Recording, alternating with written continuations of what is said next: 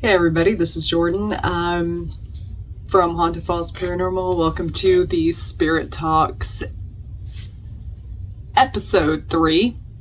And we are going to be talking about my haunted painting of Savannah and a little history backlore of Port Lavaca, Texas and the Seagull Hotel where Savannah had lived, resided, and now is in this painting. And she wants to tell the tale. Let's go.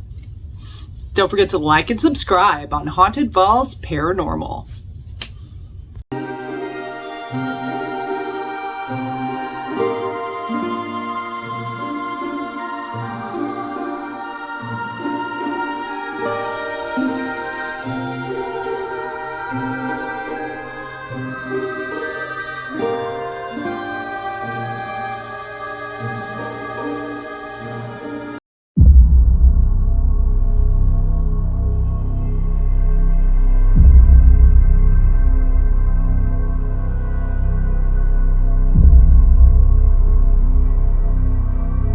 Alrighty, hello everybody, this is Jordan. I am your host, Haunted Falls.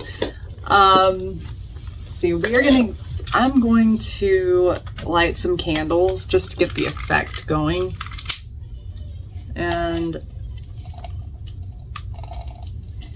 this lighter is almost out.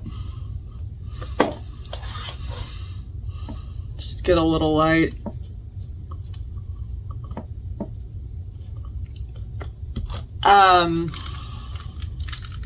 There's an episode 4 I'm going to do about Candlewood Suites, one of my former hotels that I worked at, just recently left. Look for that one after this. But anyway, then that's going to be a whole episode of that. But, and my experiences at Candlewood with the spirit realm. But anyway, this is about the Seagull Hotel. That is in Port Lavaca, Texas. Now, it was also called the Port Lavaca's Navidad Hotel when it was built. So here we go.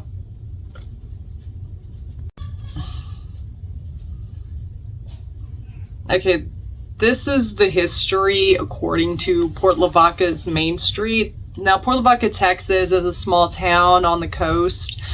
I spent many summers there as a kid, and I was always drawn to the Victorian era of that time period in Port Lavaca. It was just a draw to me. Now, according to the Main Street, the Navidad Hotel, which is now the Seagull Hotel in Port Lavaca, is almost 100 years old and is still standing strong near Port Lavaca Main Street, which is where the downtown district is. Now, the owners had changed in the past at some point, and it's being renovated into an actual house. As of March 2007, God, I can't believe it's been that long ago. But I've always been fascinated by that hotel. My granny would drive by it, and I would be just so drawn to it all the time. Trying to find, the history, the back history. But Port Lavaca actually, let me get the Port Lavaca, Texas.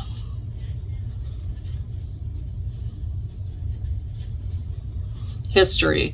It boasts a lot of rich history, and it's tied to the coastal location and this, of course, its strategic port. It was established as a key shipping point during the Republic of Texas, and Lavaca means the cow. It also had been part of the Civil War, the Confederate stronghold, and it's a vital seafood processing and shipping center. And the Port Lavaca's economy is very, very diverse with tourism and local industries. And the Port of Port Lavaca plays a significant role, especially oysters are very big, oyster shucking and shrimp. A lot of shrimp boats go out there. The early settlement Port Lavaca was initially settled by the Spaniards, and it developed after a raid on Linville, also known as Newport, in 1840 with refugees that were seeking refuge there. Republic of Texas era, the Port Lavaca became a prominent port for exporting goods and importing supplies, becoming the busiest of the bays during that period, according to the Texas Almanac. Now, I haven't seen the Texas Almanac, but during 1846, Port Lavaca became the Calhoun County seat and later a military hub during the Civil War with a Confederate arsenal and small arms manufacturing. Now, today, Port Lavaca is known for its historic downtown area, a historic district, the Port of Port Lavaca, and its locations on Matagorda Bay. Now, the ethnicity of Port Lavaca is, the racial composition is 55.6% white, 11.52% other race, 9.15% Asian, 3.32% Black or African American. So that's, I didn't know all that part. I didn't really pay attention to it. Now, with Port Lavaca's history also comes with a ghost story. Now, when I first moved back here, I started seeing spirits, and things just kind of started opening up for me psychic wise. And I started getting a clairvoyant vision of a train station in the early Port Lavaca days during the Victorian era. And I got connected to this little girl, and we're going to call her Savannah. So she showed me the Seagull Hotel, or also known as the Navidad Hotel. And I just started painting her. Like, she really wanted me to paint her. So this was the closest to the Navidad Hotel. This is the side, and this is the dress and the hat that she wears with the jump rope, because this is what she remembers. And of course, the Navidad Hotel is on the bay. And I channeled a story from her. And this is it. I stapled it to the back of it. I'm going to read it to you guys. Yellow fever at the Seagull Hotel. And we're going to get to something good in closing with this. 9-year-old Savannah came in on the train to the Port Lavaca train station with her family. They were starting a new life. Her father got them a room at the Seagull Hotel. It overlooked Lavaca Bay, and Savannah thought it was the most beautiful and picturesque sight she had ever seen. Now, to childlike wonderment. Her favorite sights to see were not only the shops downtown. She remembers skipping down the walk with her mother and sister and holding a red balloon. She loves that red balloon. I can feel that from her. She said she lost it, she's showing me she accidentally let go. She also remembers the people standing on the balcony of the Lavaca Hotel. Then she's showing me like they're waving. There's like a parade, and that her sister and her mother was at, like people just marching down the historic Main Street. This is one of her memories that I'm seeing. This is how her spirit is communicating with me. She also loves seeing horses pulling the carriages down the Dyer Street. She also remembers a woman in a light pinkish dress with a matching parasol and a big hat. The woman had a lovely smile and talked very sweetly to her. And she said the woman bought her candy. That's what she's getting, which is something I haven't picked up until tonight. But the sunset that she remembers was the last thing she saw before she tragically passed away from a horrendous disease we know today as yellow fever. Now, that ravaged the coast, especially Galveston. She remembers slowly coming down with the illness on the train, but didn't tell her parents until a few days later. And she's showing me herself in a bed when she was succumbing to the disease. She laid in the hotel bed, the fever getting higher, and her poor forehead was sweating profusely. Her fever was at 101, but her poor little body couldn't handle the sickness anymore. She's I'm feeling she's saying she was burning up. I'm burning up, babe. I'm burning up. Like she's giving me the Kylie Minogue song. So she was like really burning up to where she said her eyes couldn't see. She couldn't see. Like her head was burning so bad she was going blind. She was swept into a coma and passed away that night. And all she remembers passing away was she was floating above her bed and seeing herself. Mama was sad. I'm seeing a woman with brown hair just crying in a Victorian dress. She's sitting like in a chair, old-fashioned wooden chair. All she remembers of that night is her head burning like fire, and the next she could feel herself floating in the air, which I just said that. Her light ended tragically, but her spirit is still alive and well. So yeah, this is her, and she is in this portrait. This is her vessel. This is where Savannah resides. Now, she does leave it sometimes to go visit her mother and father on the other side. Now, here's the thing about the yellow fever in Port Lavaca. Okay, now according to the history, the yellow fever was called the Plague of the South. Yellow fever turmoil in Texas, 1839 to 1905. That's how much it spread.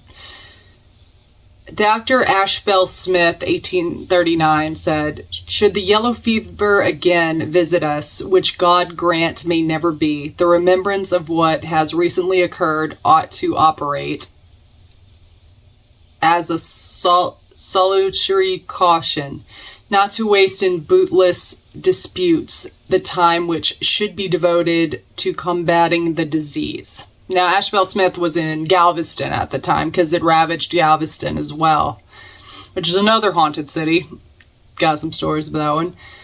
Now, in the 19th century, the dreaded yellow fever haunted Texas with sickness and horrific death until its final epidemic in 1905. Beginning in 1839, it's plagued much of the South almost every summer. A whisper of the disease nearby could cause panic, forcing thousands to flee to uninfected places.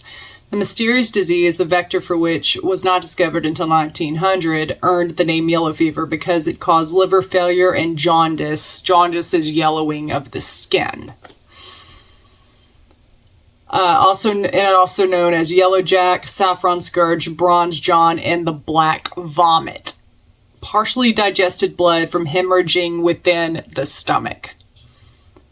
Yellow fever had a short duration of about a week, at which point the victim either died or began to recover. Now, those that did not recover, that died, were hastily buried for the fear the disease would spread any further. Aside from the widespread illness and tens of thousands of deaths, yellow fever impacted America's society in numerous ways. A national scourge. And that's one of the pictures right there, if you can see it. It reads, "Women representing the state of Florida laying on the ground in the clutches of the yellow jack monster. Columbia stands above them, one arm upraised in a call for help. Behind the trio, frightened families flee the Florida swamp." So this is going towards Florida. The first record yellow fever epidemic in the United States took place in New York in 1668. Originally a tropical disease from Africa, yellow fever spread to North America via the transatlantic slave trade, first hitting Barbados in 1647. Yellow fever was so prevalent in Africa that it became an epidemic. And they said that it came from local mosquitoes that carried the disease, which also mosquitoes were the cause for malaria as well that hit most of the Carolinas, last I read. So yeah, Port Lavaca, their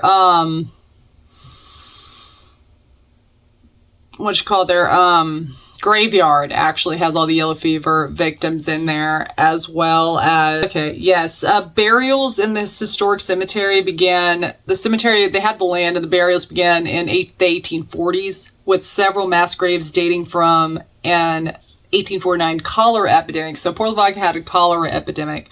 Pioneer families and their descendants, as well as prominent state, counties, and city officials, are also interred in the community graveyard. At least one participant in the Battle of San Jacinto is buried here. Graves of both Union and Confederate soldiers. Now, if I would have known all that, and my granny lived there, and I should have been ghost hunting before, and I'd be like, Granny, come on, you need to bring us here. Now I'm like, damn, I'm miffed on that.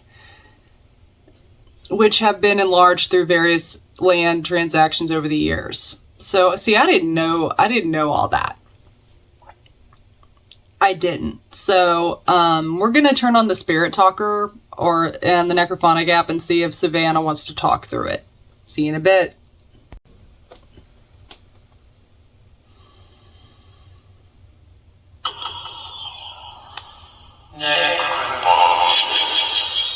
Okay, Savannah.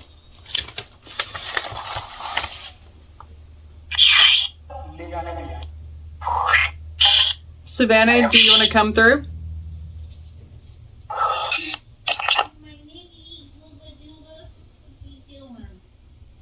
Savannah, are you happy that I'm doing this?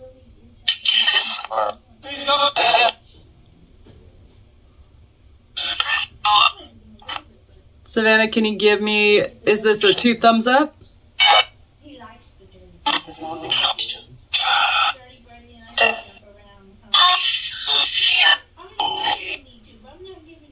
Did I hear Morphia? Heard pop.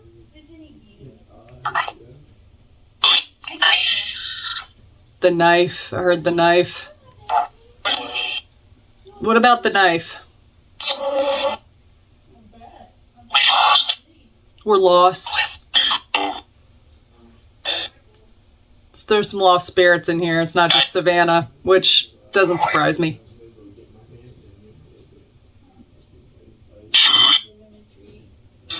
Savannah, who's all in here with you?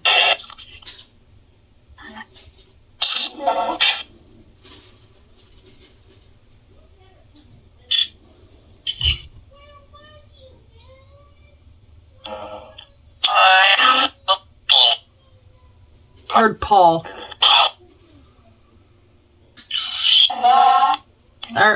Can y'all tell me where y'all are from?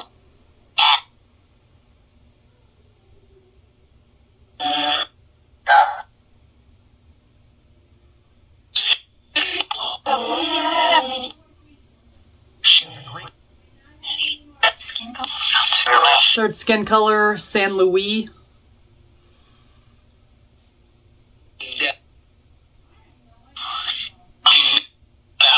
Savannah, can you come through?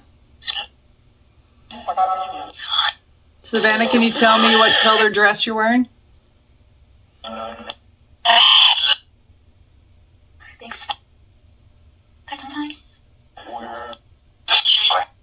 Heard voyeur. Savannah, what color dress are you wearing?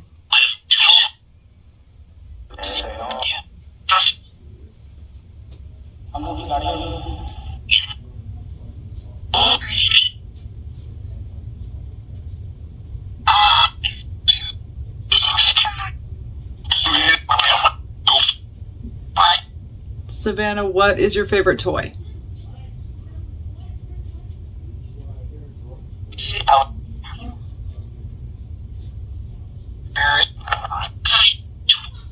I think I heard Barrett.